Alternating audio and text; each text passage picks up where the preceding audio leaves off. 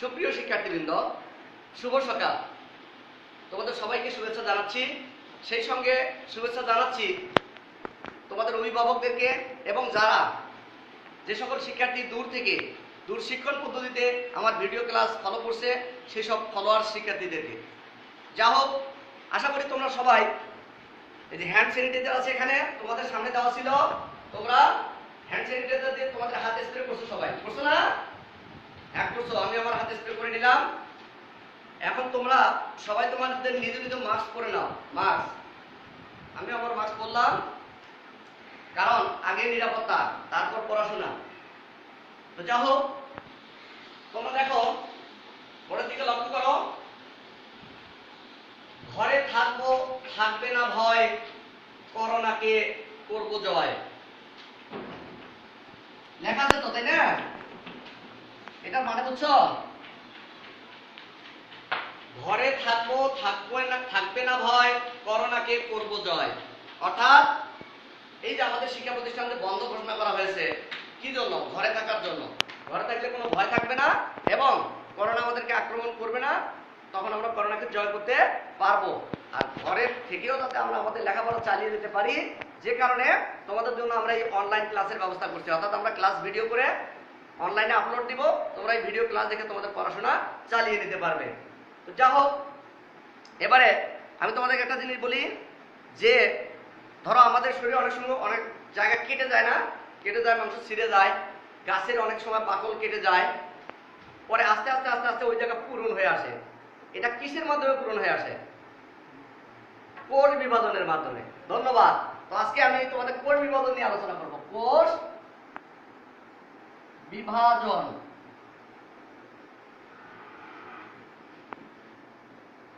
এমন আসো, প্রথমে আসো, সবার আগে জানা উচিত কোষ কি। কোষ জীবদেহের গঠন ও কাজের এককে কোষ বলে। আবার বলছি, জীবদেহের গঠন ও কাজের এককে কোষ বলে। তার মানে জীবদেহের গঠনেরও একক কোষ, কাজেরও একক কোষ। এখন এই কোষ বিভাজন কাকে বলে? যে প্রক্রিয়ায় একটি মাতৃকোষ কয়েকটি ধাপে বিভাজিত হয়ে একাধিক কোষে পরিণত হয় তাকে কোষ বিভাজন বলে। আবার বলছি, যে প্রক্রিয়ায় একটি মাতৃকোষ কয়েকটি ধাপে বিভাজিত হয়ে একাধিক কোষে পরিণত হয় তাকে কোষ বিভাজন বলে। এখন প্রকারভেদ।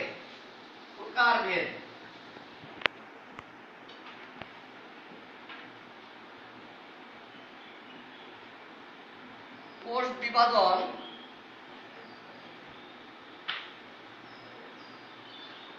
তিন প্রকার, যথা এক নম্বরে অ্যামাইটোসিস, একটু ফাঁকা ফাঁকা করে আমি লিখবো। 2 নম্বরে মাইটোসিস এবং 3 নম্বরে মিওসিস। কেন ফাঁকা ফাঁকা করে লিখলাম? পরে আমাদের এটা কাজে লাগবে। তো প্রথমে আসি অ্যামাইটোসিস। এই অ্যামাইটোসিস কি? অ্যামাইটোসিস কোষ বিভাজন কি? এটা কোথায় ঘটে, কিভাবে ঘটে, কেন এর নাম হলো অ্যামাইটোসিস? এই বিষয়গুলো নিয়ে আমি আলোচনা করব। দেখো, এ অর্থ নাই বা হয় না, আর মাইটোস অর্থ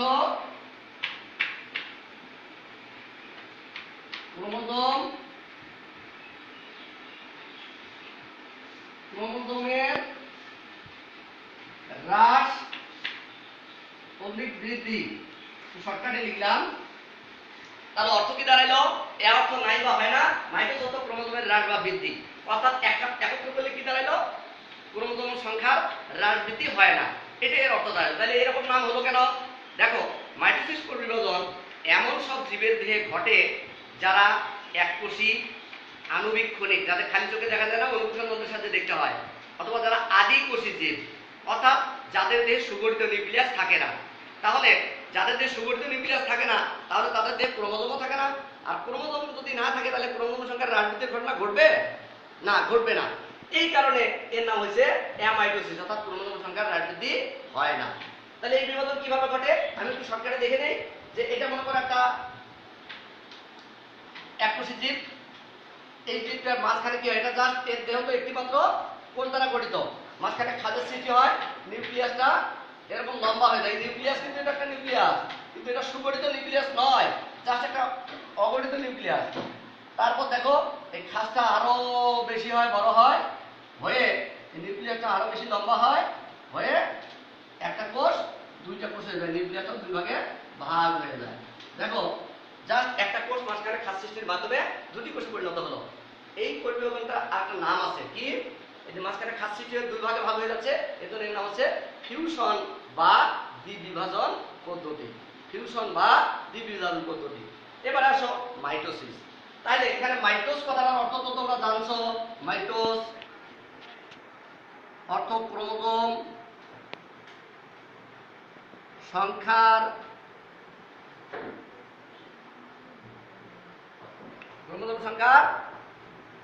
হ্রাস বৃদ্ধি, হ্রাস অবলিক বৃদ্ধি। তার মানে এখানে ক্রোমোজোম সংখ্যার হ্রাস বৃদ্ধির ঘটনা ঘটে। তাহলে আগে সংজ্ঞা দেই, মাইটোসিস কোষ বিভাজন কাকে বলে? যে কোষ বিভাজন দেহকোষে ঘটে এবং একটি কোষ কয়েকটি ধাপে বিভাজিত হয়ে দুটি কোষে পরিণত হয় এবং অপত্য কোষের, অপত্য কোষ মানে কিন্তু নতুন কোষ, যেটা শিশু কোষ, যেটা নতুন সৃষ্টি হলো, অপত্য কোষের ক্রোমোজোম সংখ্যা মাতৃকোষের সমান থাকে, তাকে মাইটোসিস বিভাজন বলে। তোমরা আলাদা আলাদা ভাবে লিখতে পারবা। যে কোষ বিভাজন দেহকোষে ঘটে তাকে মাইটোসিস বলে, বাস। যে কোষ বিভাজনে অপত্য কোষের ক্রোমোজোম সংখ্যা মাতৃকোষের সমান থাকে তাকে মাইটোসিস কোষ বিভাজন বলে, বাস। এভাবে বলতে তোমরা ভেঙে ভেঙে বলতে পারবা। তো যেহেতু ক্রোমোজোম সংখ্যা সমান থাকে, এই কারণে একে সমীকরণ বিভাজন বলা হয়, সমীকরণ বিভাজনও বলা হয়। তাহলে এখান থেকে প্রশ্ন করতে পারে যে মাইটোসিসকে সমীকরণ বিভাজন বলা হয় কেন, ব্যাখ্যা করো। তো আমি এটা তোমাদের ব্যাখ্যা দেবো ক্লিয়ার ভাবে। তার আগে আমি মিওসিস নিয়ে আলোচনা করি। মিওসিস কোষ বিভাজন কাকে বলে? যে কোষ বিভাজন জনন কোষে ঘটে তাকে মিওসিস কোষ বিভাজন বলে, এটাও সংজ্ঞা দেওয়া যাবে। আবার যে কোষ বিভাজনে অপত্য কোষের ক্রোমোজোম সংখ্যা মাতৃকোষের অর্ধেক হয়ে যায় তাকে মিওসিস কোষ বিভাজন বলে। আর যেহেতু অপত্য কোষের ক্রোমোজোম সংখ্যা মাতৃকোষের অর্ধেক হয়ে যায়, এজন্য একে হ্রাসমূলক বিভাজন বলা হয়। তাহলে এখান থেকে আবার প্রশ্ন করতে পারে যে মিওসিসকে হ্রাসমূলক বিভাজন বলা হয় কেন? তো আমি এখন এটাকে সমীকরণ বিভাজন বলা হয় কেন, এটাকে হ্রাসমূলক বিভাজন বলা হয় কেন, এটা ব্যাখ্যা দিব। তবে মাইটোসিসের আগে মিওসিস ব্যাখ্যা করব, তাহলে তোমাদের মাইটোসিস বুঝতে সুবিধা হবে। তাহলে মিওসিসে যে অপত্য কোষের ক্রোমোজোম সংখ্যা মাতৃকোষের অর্ধেক হয়ে যায়, সেটা কিভাবে হয়ে যায় আমি দেখাই। মনে করো এটা একটা জনন কোষ, এখানে 4টা ক্রোমোজোম আছে,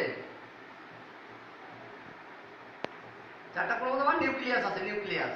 তাহলে কি হবে, এটা খাঁজ সৃষ্টি হবে, মাঝখানে খাঁজ সৃষ্টি হবে, হয়ে এই ক্রোমোজোমের কিন্তু দেখো আমি একটা এখানে ক্রোমোজোম বানাই, এটা একটা ক্রোমোজোম, ক্রোমোজোমের কি অংশ, এটা এবং এটা, এটা এবং এটা, এটা হচ্ছে ক্রোমাটিড বা বাহু, আর মাঝখানে এটা হচ্ছে সেন্ট্রোমিয়ার। এটা হচ্ছে ক্রোমাটিড বা বাহু, এটাও ক্রোমাটিড, এটাও ক্রোমাটিড, আর এটা হচ্ছে সেন্ট্রোমিয়ার। তো যা হোক, এখানে দেখো এই ক্রোমোজোম আছে 4টা, দুদিকে ক্রোমাটিড, মাঝখানে সেন্ট্রোমিয়ার। এই ক্রোমোজোম গুলো মাঝখানে সেন্ট্রোমিয়ার বরাবর ভাগ হয়ে যায়, গিয়ে দিক দেখো ক্রোমাটিড গুলো আলাদা হয়ে গেল।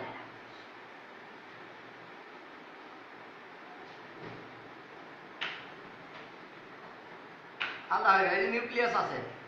দেখো এখানে এই যে মিওসিস মানে জনন কোষে যে মিওসিস বিভাজন ঘটে, এর ক্রোমোজোমের ক্রোমাটিড গুলো কিন্তু ক্রোমোজোম গুলো সিঙ্গেল হেলিক্স মানে দ্বিস্তর বিশিষ্ট নয়, এক স্তর বিশিষ্ট, যে কারণে এর ক্রোমাটিড গুলো হচ্ছে নন সিস্টার ক্রোমাটিড। নন সিস্টার কি, আগে বলতো সিস্টার কি, একই মায়ের পেট থেকে দুটো মেয়ে হলে তারা সিস্টার, বোন।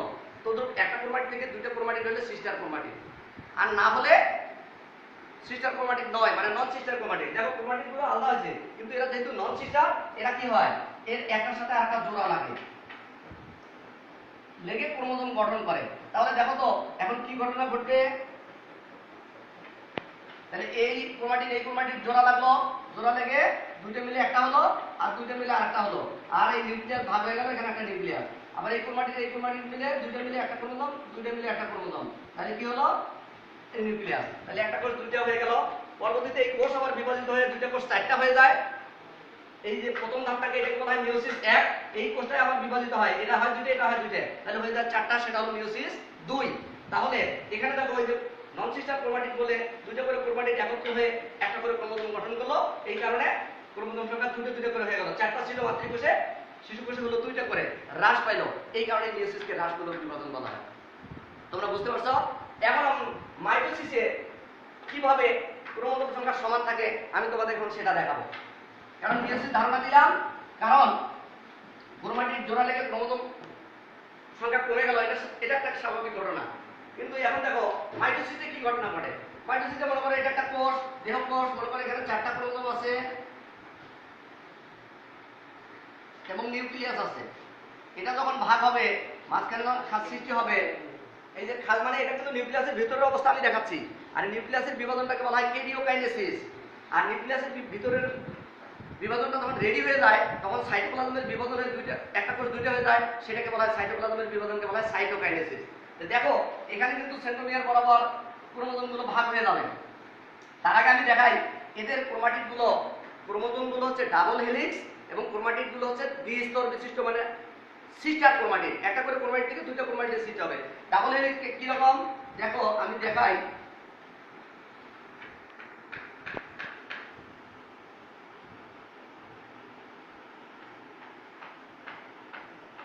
দেখো এই যে একটা করেতে দুইটা করে স্তর আছে, দুইটা করে স্তর, একটাতে দুইটা করে পার্ট আছে। তাহলে এখন যখন ক্রোমাটিড গুলো ভাগ হয়ে যাবে, এদিকে যখন একটা ক্রোমাটিড গেল, একটা ক্রোমাটিড এই যে এইভাবে ভাগ হয়ে গেল,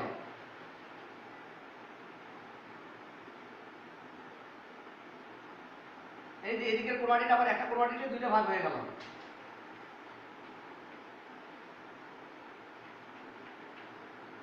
আর নিউক্লিয়াসটা একটু লম্বা হয়ে গেল। দেখো তাহলে দেখো এই এক ক্রোমাটিড যে ভাগ হয়ে গেল, গিয়ে একটা করে ক্রোমাটিড, দুইটা করে ক্রোমাটিড হলো, মাঝখানে সেন্ট্রোমিয়ার দিয়ে একটা করে ক্রোমাটিড থেকে একটা ক্রোমোজোম সৃষ্টি হলো। তাহলে দেখো 4টে ক্রোমাটিড থেকে 4টে ক্রোমোজোম সৃষ্টি হলো।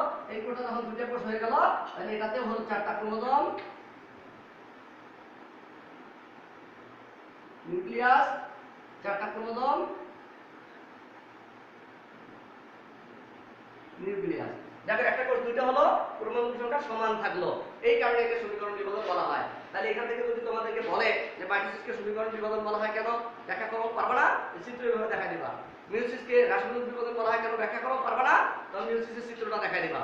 তাহলে তোমরা অ্যামাইটোসিস, মাইটোসিস এবং মিয়োসিস এই সম্বন্ধে ধারণা পাইলা। এখন আসো যে এই যে মাইটোসিস বিভাজনে একটি কোষ দুইটি হয়ে যায় এবং ক্রোমোজোম সংখ্যা সমান থাকে, এটা 5টি ধাপে সম্পন্ন হয়। কয়টা ধাপে? 5টি ধাপ, যথা prophase, prometaphase, metaphase, anaphase, telophase. Prophase হচ্ছে কি, পুরো কোষটা যখন থাকে, প্রো মানে প্রথম, ফেজ মানে দশা বা ধাপ। তাহলে প্রথম ধাপ এখানে কি হয়, এর আবরণী, নিউক্লিয়ার আবরণী আছে, এটা বিলুপ্ত হয়, ক্রোমোজোমগুলো খাটো মোটা স্পষ্ট হয়, এখানে যে জৈব অজৈব বস্তুগুলো আরো ঘন হয় বা গাঢ় হয়। প্রোমেটাফেজ, পরের ধাপ হচ্ছে প্রোমেটাফেজ। প্রোমেটাফেজ, প্রো মানে প্রথম, মেটা মানে মধ্যবর্তী, ফেজ মানে ধাপ, প্রথম মধ্যবর্তী ধাপ।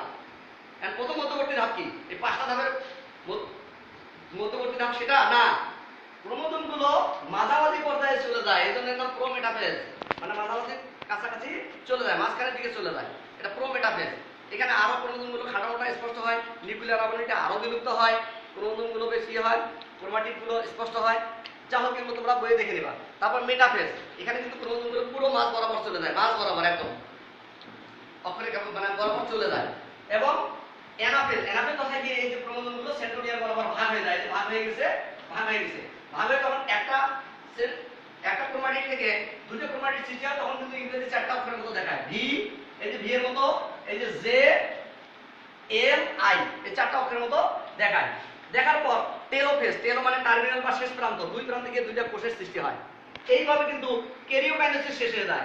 এরপর ভিতরে যখন নিউক্লিয়াসটা রেডি হয়ে গেল দুই ভাগ, তখন সাইটোপ্লাজমটা আবার দুই ভাগ হয়ে যায়, তখন সেটাকে বলা হয় সাইটোকাইনেসিস। অর্থাৎ ক্যারিওকাইনেসিস দিয়ে শুরু হয়, হয়ে গিয়ে মাঝখানে নিউক্লিয়াস যখন দুই ভাগ হয়, হওয়ার পর সাইটোপ্লাজমের দুই ভাগ হওয়ার ফলে সাইটোকাইনেসিসের মধ্য দিয়ে কোষ বিভাজনটা শেষ হয়ে যায়। তো যা হোক, মাইটোসিসের ধাপ বা পর্যায় হলো 5টা। এখন মিয়োসিস বিভাজন যে একটা কোষ প্রথম ধাপে 2টে, তারপর ধাপে ওই 2টে আবার 4টি কোষ হয়, ক্রোমোজোম সংখ্যা অর্ধেক হয়ে যায়, এটি কয়টি ধাপ? এর ধাপ হচ্ছে 2টি ধাপ। আমি একটু ডিসকাস করছি। প্রথম ধাপটা যেখানে একটি কোষ 2টি হয়ে গেল, ক্রোমোজোম সংখ্যা অর্ধেক হলো, এটা হলো মিয়োসিস 1।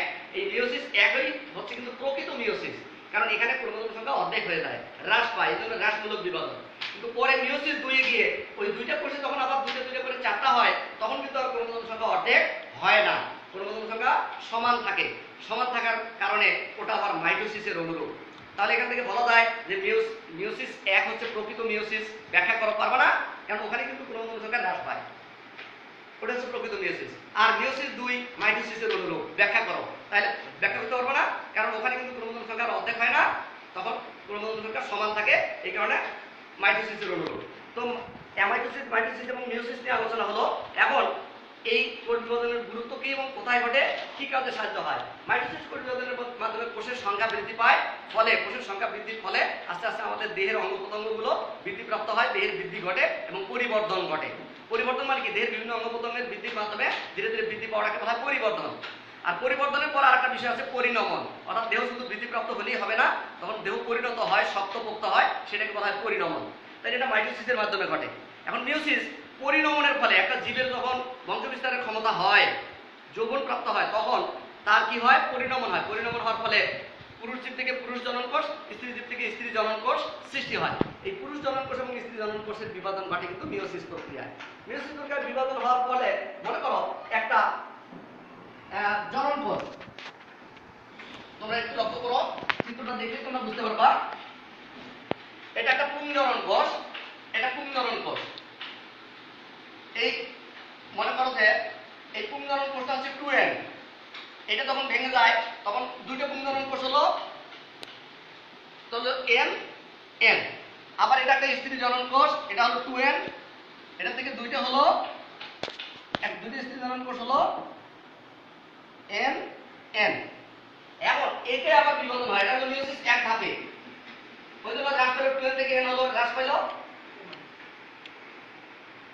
পরের ধাপে গিয়ে এই n আবার দুই ভাগ হয়ে যায়, কিন্তু হাফেন হয় না, এটাও n থাকে n n n থেকে n হলো n, এটাও অনুরূপভাবে n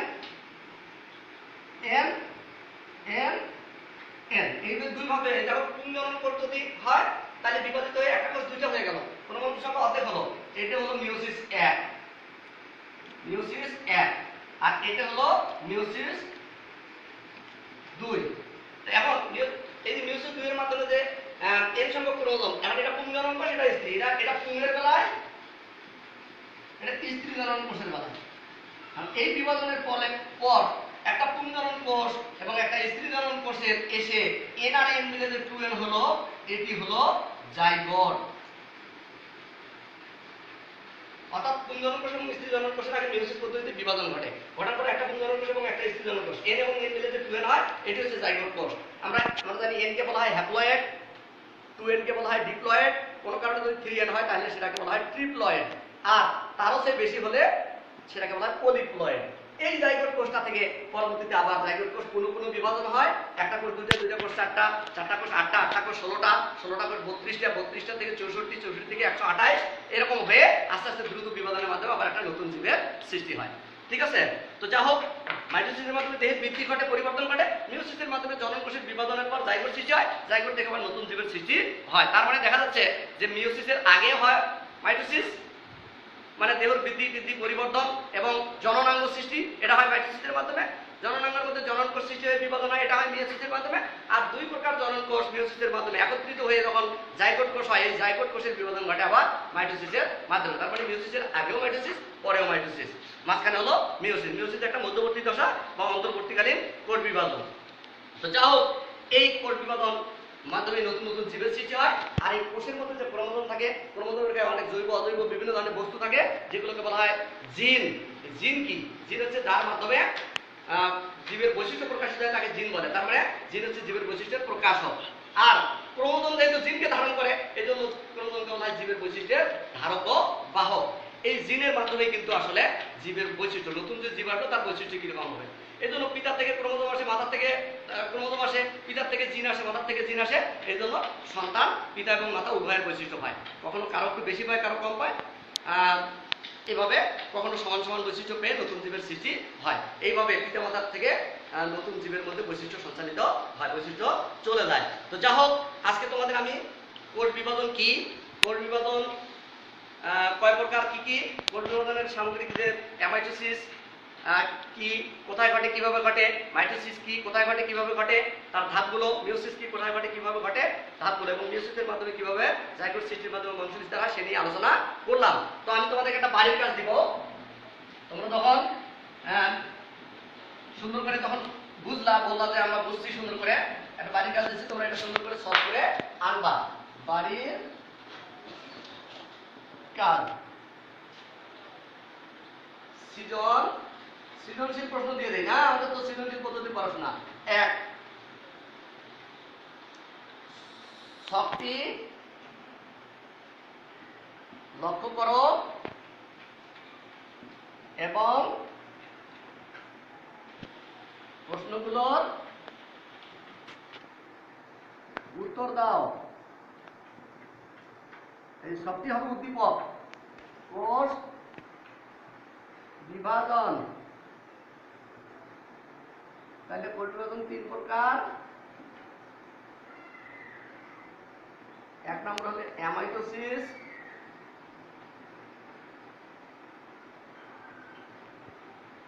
দুই নম্বরে হলো মাইটোসিস এবং 3 নম্বরে হলো মিওসিস। তাহলে এক প্রশ্ন, এখন কোষ বিভাজন কি? আর আমি যেহেতু তোমাদেরকে অ্যামাইটোসিস সম্বন্ধে একটু ধারণা দিছি, অ্যামাইটোসিস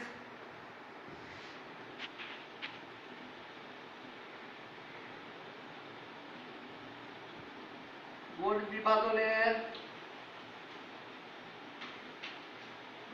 নাম অ্যামাইটোসিস হলো কেন? আমি কিন্তু অর্থ সব রেখা দিয়েছি, তোমরা সুন্দর করে ওইভাবে লিখবা। গ, উদ্দীপকের 2 নং বিভাজনকে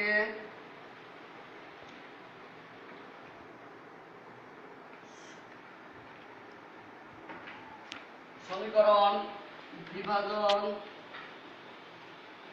বলা হয়। ব্যাখ্যা করো। যখন ব্যাখ্যা বলবে তোমাদের চিত্র সহ সুন্দর করে বুঝাই দিতে হবে। ঘ, 3 নং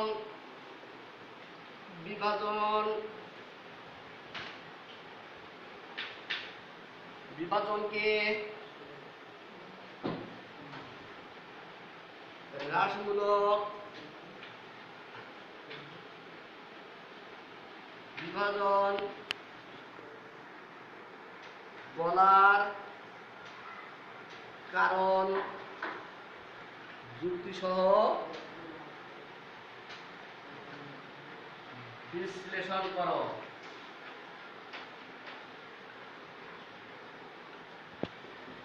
4 মার্ক। জ্ঞানমূলক, অনুধাবনমূলক, প্রয়োগমূলক, উচ্চতর দক্ষতামূলক। তো একটা সৃজনশীল প্রশ্ন দিলাম, তোমরা বাড়ি থেকে সুন্দর করে সলভ করে নিয়ে আসবা, ঠিক আছে? যা হোক, আমি ওখানে পড়াইলাম, তোমরা বাসা একটু দেখে নিবা। না বলে পড়াশোনার প্রবন্ধে তোমরা আমাকে জিজ্ঞাসা করবে, আমি সুন্দর করে আবার বুঝাই দিব, সমস্যা নেই। কিন্তু বাসায় একটু পড়তে হবে। তোমরা সবাই ভালো থাকো, সুন্দর থাকো, সুস্থ থাকো এবং বাসায় থাকো, নিরাপদে থাকো। বাসা থেকে অনলাইনে ক্লাস দেখো। তোমাদের সবাইকে ধন্যবাদ জানিয়ে শেষ করছি। আল্লাহ হাফেজ।